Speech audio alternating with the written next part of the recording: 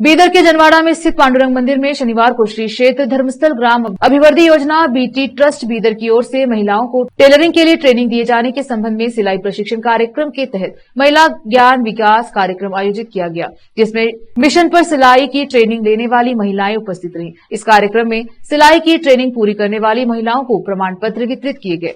इस अवसर पर ट्रेनिंग लेने वाली महिलाओं और दूसरों ने केपी न्यूज से बात की। कैमरामैन कृष्णा का कवरेज। ग्रामांतर प्रदेश के माताओं के लिए, महिलाओं के लिए बहुत ही उपयुक्त कार्यक्रम है। धर्मस्थल के धर्माधिकारी परम पूज्य डॉक्टर वीरेंद्र हेगड़े साहब और माता हेमावती ने सारे कर्नाटक राज्य में ऐसा एक कार्यक्रम योजना रूपित किया है कि कर्नाटक राज्य के हर घर को, हर माताओं को इस योजना का लाभ पहुँचे। इसका अर्थ यही है कि गरीबों से गरीब अपने उपजीवन के लिए, अपने कुटुंब में स्वावलंबी रहने के लिए, स्वावलंबी एक ऐसा कार्य है कि अपने पैरों के ऊपर अपन ठहरना, यानी कुछ ना कुछ अपनी कमाई अपने कुटुंब के लिए करना। परम पूज्य काವಂದರಂತ ಡಾಕ್ಟರ್ ಡಿ ವೀರೇಂದ್ರ ಹೆಗಡೆ ಅವರು ಹಾಗೂ ಮಾತುಶ್ರೀ ಅಮ್ಮನವರಂತ ಹೇಮಾವತಿ ಹೆಗಡೆ ಅವರ ಒಂದು ಪ್ರೀತಿಯ ಕಾರ್ಯಕ್ರಮ, ಈ ಜ್ಞಾನ ವಿಕಾಸ ಕಾರ್ಯಕ್ರಮದಲ್ಲಿ ಜನವಾಡ ಗ್ರಾಮದಲ್ಲಿ ನಾವೊಂದು ಹೊಲಿಗೆ ತರಬೇತಿ ಕಾರ್ಯಕ್ರಮವನ್ನು ಹಮ್ಮಿಕೊಂಡಿದ್ವಿ ಕಳೆದ 3 ತಿಂಗಳ ಹಿಂದಿಂದ. ಇಲ್ಲಿ ಕೇಂದ್ರದ ಪ್ರತಿಯೊಂದು ಗ್ರಾಮದಲ್ಲಿ ನಾವು ಒಂದು ಕೇಂದ್ರ ಮಾಡ್ತೀವಿ, ಜ್ಞಾನ ವಿಕಾಸ ಕೇಂದ್ರ.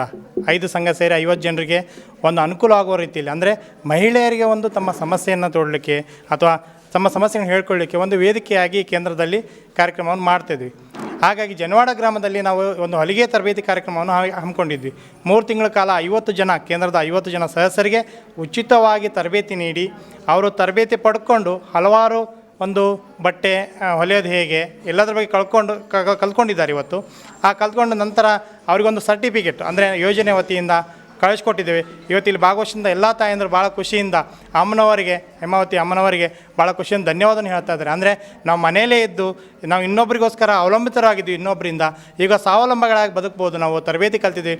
ಮುಂದಿನ ದಿನದಲ್ಲಿ ಈ ಸ್ವಸಹಾಯ ಸಂಘದಿಂದ ನಾವು ಪ್ರಗತಿ ಪಡ್ಕೊಂಡು ಮನೆಗೊಂದು ಹೊಲಿಗೆ ಯಂತ್ರ ಪಡ್ಕೊಂಡು ನಾವೊಂದು ಸ್ವಾವಲಂಬಿಯಾಗಿ ಬದುಕ್ತೇವೆ ಅಂತ ಹೇಳಿ ಇಲ್ಲಿ ಸದಸ್ಯರು ಭಾಳ ಉತ್ಸಾಹದಿಂದ, ಖುಷಿಯಿಂದ ಮಾಹಿತಿ ನಮಗೆ ಭಾಳ ಖುಷಿಯಿಂದ ಮಾತಾಡ್ತಾ ಇದ್ದಾರೆ. ಭಾಳ ಖುಷಿ ಆಯಿತು ಇವತ್ತಿನ ಕಾರ್ಯಕ್ರಮ ಅಂತ ಹೇಳ್ತಾ ನನ್ನ ಹೆಸರು ಪುನೀತ್ ಅಂತೇಳಿ, ಕ್ಷೇತ್ರ ಯೋಜನಾಧಿಕಾರಿ ಬೀದರ್. ಪೈಲೆ ರೀ ಸರ್, ನಮಗೆ ಇದು ಈ ಅಳತಿ ಎಂಬುದೇ ಹೆಂಗೆ ತೊಗೋಬೇಕಂಬುದೇ ಹಿಂಗೆ ಏನು ಭೀ ಅದ್ರ ಮಾಹಿತಿನೇ ಗೊತ್ತಿದ್ದಿಲ್ಲ ರೀ.